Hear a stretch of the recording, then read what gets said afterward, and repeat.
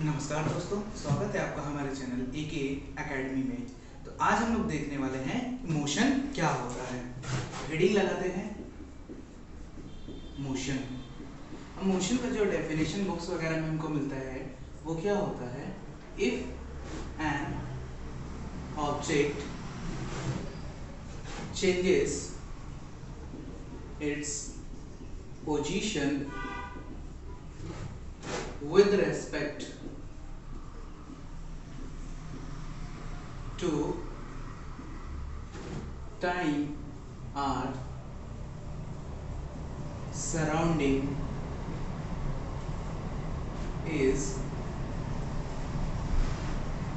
known as motion।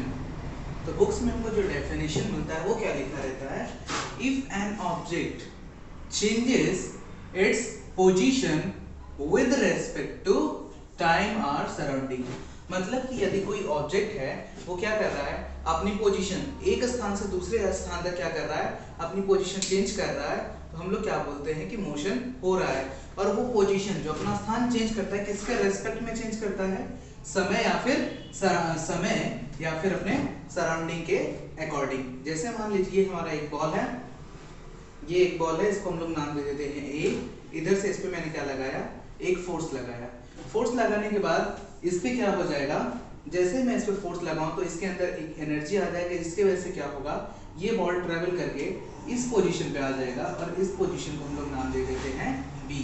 तो इसने क्या किया, जैसे ही मैंने इस पे क्या किया, फोर्स लगाया, जैसे ही मैंने इस पे से पुश किया, पुश करने के बाद ये क्या हो गया, इसके अंदर एनर्जी आ जाएगी, जिसके वजह से ये क्या करेगा, इस पोजीशन से उठ के यहाँ तक डिस्प्लेस कर देगा।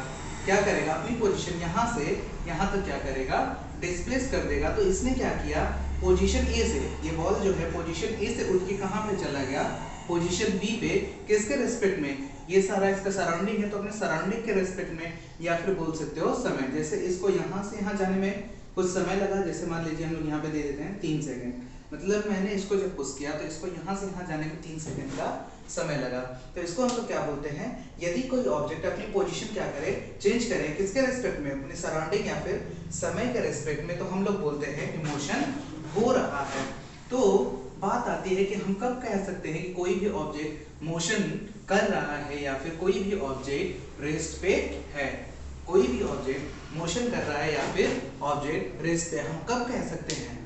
जैसे कि अगर मैंने इसमें बोला, तो जैसे ही मैंने बॉल पे अपना फोर्स लगाया, फोर्स की वजह से इसने क्या किया, अपनी पोजीशन चेंज कर ली, तो हमने बोल दिया कि ये मोशन कर रहा है। मतलब मोशन के डेफिनेशन के हिसाब से यदि कोई ऑब्जेक्ट अपनी पोजीशन चेंज कर रहा है किसके रेस्पेक्ट में, समय के रेस्पेक्ट में, मतलब वो मोशन परफॉर्म कर रहा है।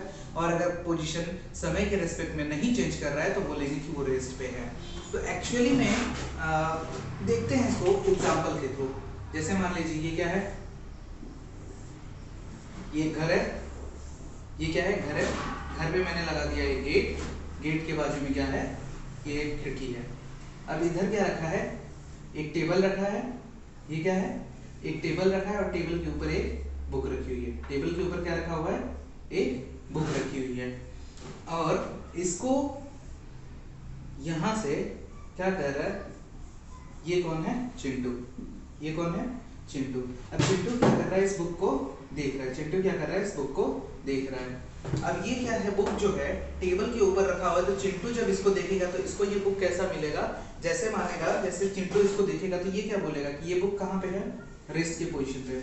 ये बुक कैसी है, रेस्ट पोजीशन पे है। मतलब चिंटू के व्यू के हिसाब से, चिंटू के दृश्य के हिसाब से ये बुक क्या है, रेस्ट पे है। लेकिन यहीं पे मैं किसी और को खड़ा कर दूं, ये मान लेते हैं क्या है, मून है। ये मान लेते हैं मून है। अब मून पे हम लोग खड़ा कर देते हैं पिंटू को। मून पे हम लोग खड़ा कर देते हैं पिंटू को। अब पिंटू भी क्या कर रहा है, इस बुक को देख रहा है। पिंटू भी क्या कर रहा है, इस बुक को देख रहा है। तो पिंटू के हिसाब से क्या होगा, पिंटू के हिसाब से क्या रहेगा, पिंटू के हिसाब से जब वो इस बुक को देखेगा तो ये मोशन परफॉर्म कर रहेगा। ये क्या कर रहेगा, मोशन परफॉर्म करता रहेगा। अब बात आती है कि इसके हिसाब से तो ये रेस्ट है, तो इसके हिसाब से ये मोशन कैसे परफॉर्म कर रहा है। तो पिंटू कहाँ है, मून पे है। और मून पे है जब, तो उसके हिसाब से ये घर कहाँ पे है, अर्थ पे है। और अर्थ क्या करता है, कंटिन्यूअसली अपनी पोजीशन चेंज करता रहता है। अर्थ क्या करता है, कंटिन्यूअसली अपनी पोजीशन चेंज करता रहता है। तो अगर अर्थ मूव कर रहा है तो ये घर भी मूव कर रहा होगा, और घर के अंदर टेबल रखा हुआ है तो जब घर मूव कर रहा है तो टेबल भी मूव कर रहा होगा, और टेबल मूव कर रहा है तो टेबल के ऊपर ही बुक रखा हुआ है, मतलब बुक भी क्या कर रहा है, मूव कर रहा है। अगर घर मूव कर रहा है, टेबल मूव कर रहा है, पृथ्वी मूव कर रही है, तो ये बुक भी तो मूव कर रहा है, मतलब इसमें भी क्या हो रहा है, मोशन आ रहा है। ये भी क्या परफॉर्म कर रहा है, मोशन परफॉर्म कर रहा है। लेकिन किसके व्यू के हिसाब से, पिंटू के व्यू के हिसाब से क्या हो रहा है, पिंटू के दृश्य के हिसाब से क्या हो रहा है, ये बुक क्या है, मोशन परफॉर्म कर रहा है। लेकिन अगर मैं चिंटू की बात करूं तो चिंटू क्या कर रहा है, चिंटू के व्यू के हिसाब से ये बुक कहां पे है, रेस्ट पे है। तो हम लोग इससे एक क्या कंक्लूड कर सकते हैं, nothing, motion has no meaning, motion has no meaning without viewer, without viewer. बिना वीवर के क्या है, मोशन या फिर रेस्ट की कोई मीनिंग नहीं होती है। हम बिना व्यू के डिसाइड नहीं कर सकते, नहीं बता सकते कि कोई भी ऑब्जेक्ट मोशन परफॉर्म कर रहा है या फिर मोशन नहीं परफॉर्म कर रहा है। मोशन के लिए क्या चीज जरूरी है, वीवर की, कि हम लोग किसी भी चीज को कहां से, जो मोशन परफॉर्म कर रहा है ऑब्जेक्ट या फिर जो भी ऑब्जेक्ट रेस्ट पे है, उसको हम लोगों को डिसाइड करने के लिए क्या चाहिए, व्यू चाहिए। बिना व्यूअर के हम लोग डिसाइड नहीं कर सकते कि कोई भी ऑब्जेक्ट रेस्ट पे है या फिर मोशन में है। इसीलिए हम लोग क्या लिखते हैं, nothing is in absolute rest or in absolute motion, absolute motion. कोई भी ऑब्जेक्ट पूरी तरह से ना तो रेस्ट पे है या फिर ना तो पूरी तरह से मोशन में। कोई भी वस्तु पूरे यूनिवर्स में ना तो पूरी तरह से रेस्ट पे है ना तो पूरी तरह से मोशन में है। इसको हम लोग किसके वजह से डिसाइड करते हैं, व्यूअर के हिसाब से। हम जैसे किसी वस्तु को देखेंगे तो अपने व्यू के हिसाब से, अपने दृष्टि के हिसाब से हम लोग डिसाइड करते हैं कि कोई भी ऑब्जेक्ट रेस्ट पे है या फिर मोशन में है। जैसे यहाँ पे मैं खड़ा हूँ तो मेरे हिसाब से तो ये क्या है, बुक मोशन में है, मेरे हिसाब से ये बुक क्या है, रेस्ट पे है। मैं खड़ा हूँ और मैं इसको देख रहा हूँ तो इसके मेरे हिसाब से तो ये बुक क्या है, रेस्ट पे है। लेकिन पिंटू कहाँ खड़ा है, मून पे खड़ा है, तो जब वो मून से देखेगा तो पूरी अर्थ के साथ, पूरी पृथ्वी के साथ घर भी घूमेगा, घर के साथ टेबल घूमेगा, मतलब ये बुक भी घूम रही है। तो उसके हिसाब से बुक क्या कर रही है, मोशन परफॉर्म कर रही है। तो एक और एग्जांपल लेके देखते हैं। जैसे मान लीजिए, इससे अगर आपको क्लियर नहीं हो रहा है, एक और एग्जांपल लेके देखते हैं। जैसे मान लीजिए ये क्या है, ये एक ट्रेन है, ये क्या है, एक ट्रेन है। ट्रेन किस पे चलती है, रेल ट्रैक पे। अब ये रेल ट्रैक पे क्या हो रही है, ट्रेन आगे जा रही है। रेल ट्रैक पे क्या हो रहा है, ट्रेन आगे जा रहा है, आगे जा रहा है। अब ये क्या हो गया, प्लेटफॉर्म हो गया हमारा। ये क्या है, प्लेटफॉर्म हो गया। अरे ट्रेन प्लेटफॉर्म से होके ही तो जाएगा, तो ट्रेन पे क्या हो गया, प्लेटफॉर्म हो गया। ये क्या हो गया, ट्रेन का गेट हो गया। अब इधर से ना एक रॉबर है, ये क्या है, एक रॉबर है। और ट्रेन के अंदर तो पैसेंजर्स रहेंगे, ट्रेन के अंदर क्या रहेंगे, पैसेंजर्स बैठे रहेंगे। ट्रेन के अंदर क्या रहेगा, बहुत सारे पैसेंजर्स ऐसे रहेंगे। ट्रेन खाली तो नहीं जाएगी, ड्राइवर खुद ही रहेगा। तो जैसे ही ये रॉबर रहेगा, रॉबर क्या करेगा, दौड़ते दौड़ते आएगा और सीधा ट्रेन में घुस जाएगा। ट्रेन अभी स्टेशन पे खड़ी थी, ट्रेन अब क्या होने वाली है, आगे चलने वाली है, दूसरे स्टेशन की तरफ जाने वाली है। तो रॉबर ने क्या देखा, रॉबर के पीछे बहुत सारे पुलिस पड़ी हुई है। रॉबर के पीछे क्या है, पुलिस पड़ी हुई है। और ये क्या करेगा, पुलिस से बचने के लिए दौड़ते दौड़ते आएगा और ट्रेन में घुस जाएगा। जैसे ही ट्रेन में रॉबर घुसेगा, ट्रेन में रॉबर जैसे ही घुसेगा, ये क्या करेगा, सबको, जितने भी पैसेंजर्स में रहेंगे, जिस भी कंपार्टमेंट में ये रॉबर घुसेगा, उसमें जाके पहले, सबसे पहले क्या करेगा, अपनी गन निकालेगा। रॉबर है तो ऐसे तो रहेगा नहीं, उसके पास नाइफ और गन्स तो रहेगा। चाकू और बंदूक लेके चलेगा तो ही तो उससे कोई डरेगा। तो क्या करेगा, रॉबर क्या करता है, गन निकालेगा और सबको क्या बोलेगा, stand still, stand still, don't move, stand still, don't move. जैसे ही बोलेगा तो पैसेंजर्स जो भी ट्रेन के अंदर रहेंगे वो लोग क्या करेंगे, हाथ ऊपर करके सीधे खड़े हो जाएंगे, क्योंकि रॉबर ने हम लोग को क्या कहा, सीधे खड़े हो जाओ और हिलो मत, सीधे खड़े हो जाओ और हिलो मत। तो जैसे ही रॉबर क्या करेगा, इन लोग को बोलेगा कि डोंट मूव, स्टैंड स्टिल, सब लोग हाथ खड़े ऊपर करके खड़े हो जाएंगे। तो इस रॉबर के व्यू के रेस्पेक्ट में, इस रॉबर के रेस्पेक्ट में, रॉबर के व्यू से ये सब लोग क्या है, रेस्ट पे है। रॉबर जिस हिसाब से देख रहा है उसके हिसाब से ये सब लोग क्या है, रेस्ट पे है। लेकिन मैं इस प्लेटफॉर्म और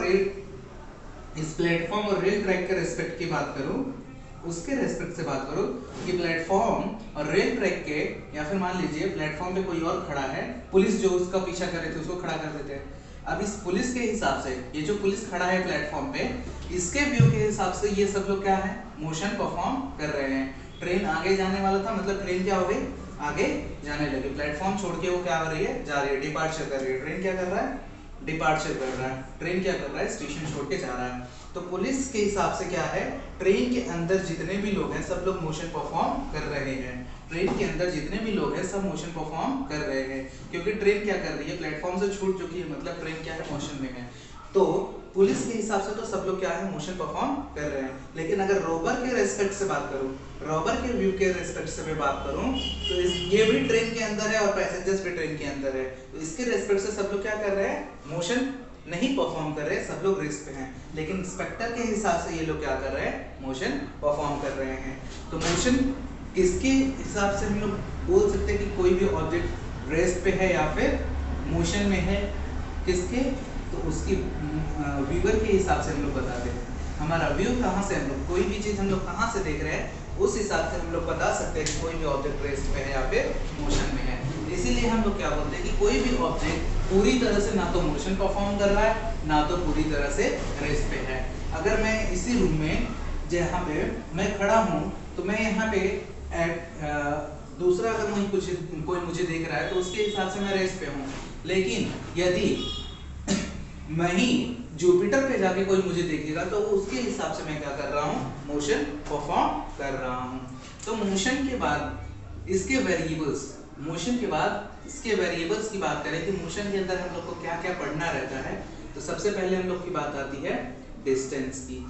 सबसे पहले क्या आता है, डिस्टेंस। उसके बाद हम लोग किसके बारे में बात करेंगे, डिस्प्लेसमेंट। उसके बाद हम लोग किस पे बात करेंगे, डिस्प्लेसमेंट। डिस्प्लेसमेंट के बाद क्या आता है, स्पीड। और स्पीड के बाद क्या आता है, वेलोसिटी।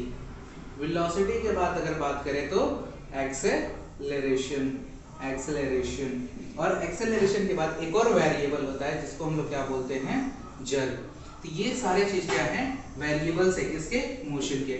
ये सारे चीज क्या है, वेरिएबल्स है मोशन के। हम लोग मोशन के अंदर इन सारे चीजों के बारे में ही जानने वाले हैं।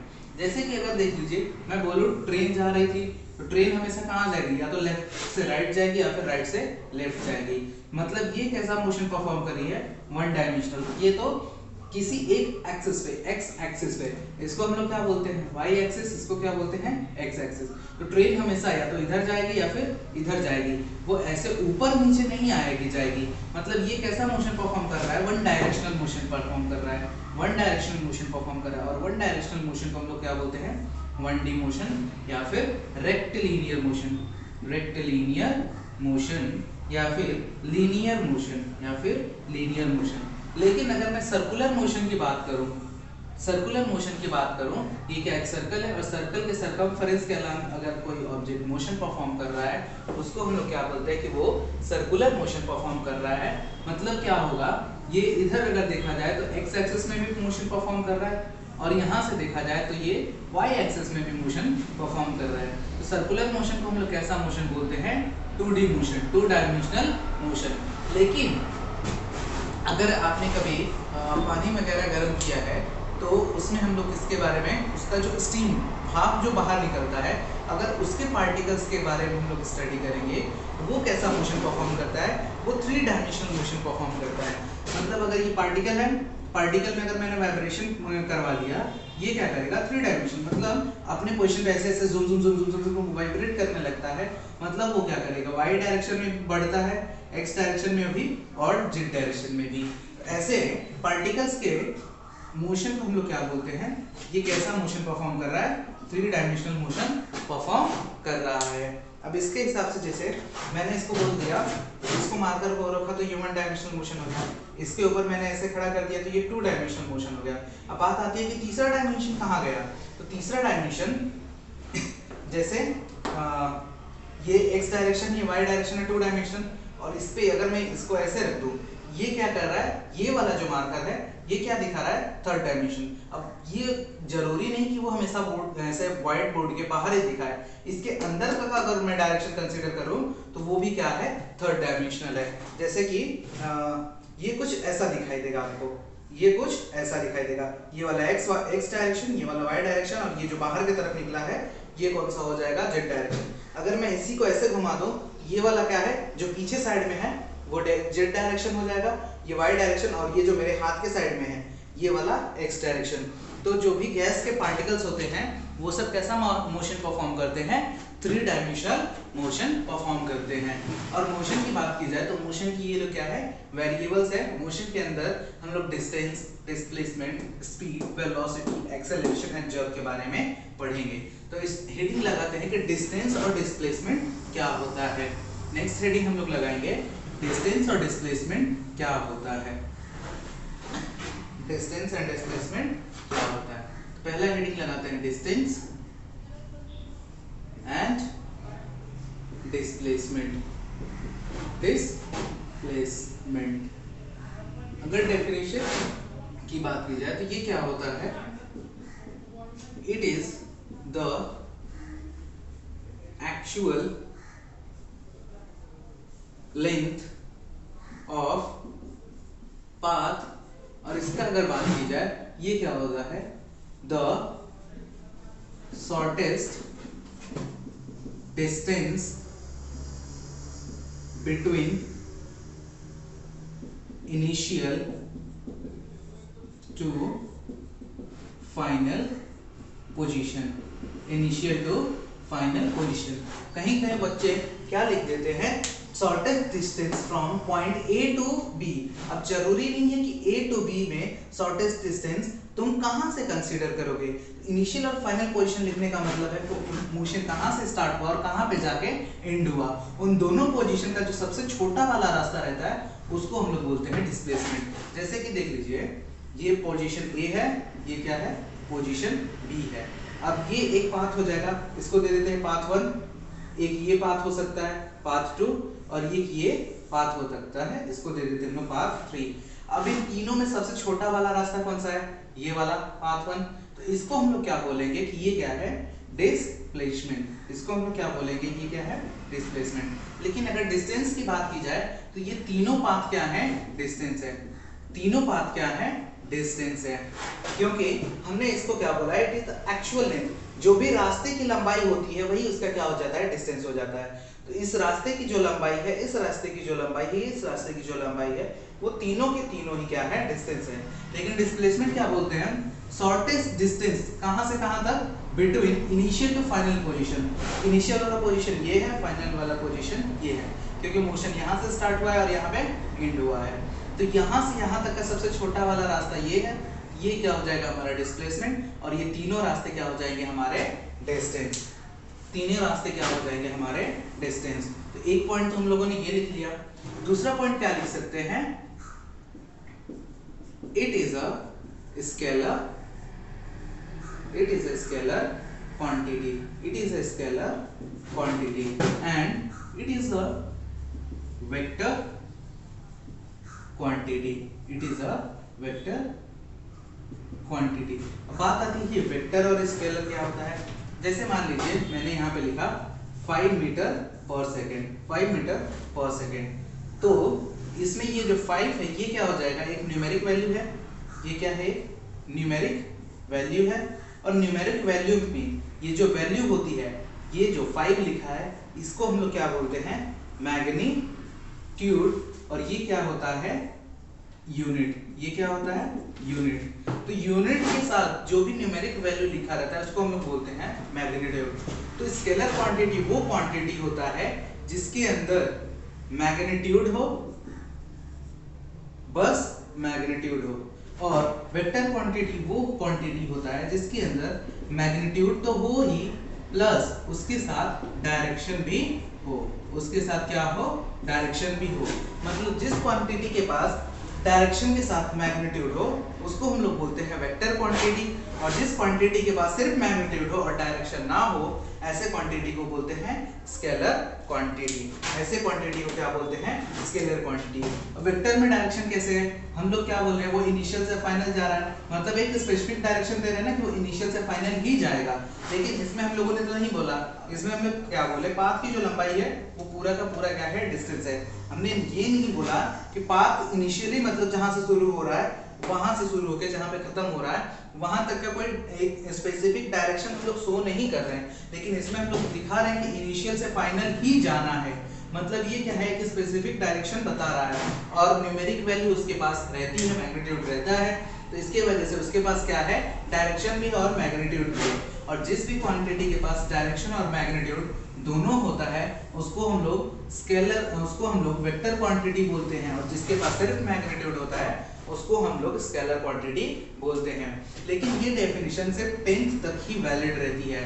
अगर आप 11th में जाएंगे तो ये स्केलर वेक्टर खुद में एक चैप्टर है जिसमें स्केलर में सिर्फ मैग्नीट्यूड तो रहेगा ही रहेगा, लेकिन वेक्टर में आपको डायरेक्शन और मैग्नीट्यूड के साथ साथ इसमें एक और कंडीशन होती है कि ये वेक्टर लॉ ऑफ एडिशन को फॉलो करे। ये क्या करे, वेक्टर लॉ ऑफ एडिशन को फॉलो करे तो ही हम लोग क्या बोलते हैं कि वो एक वेक्टर क्वांटिटी है।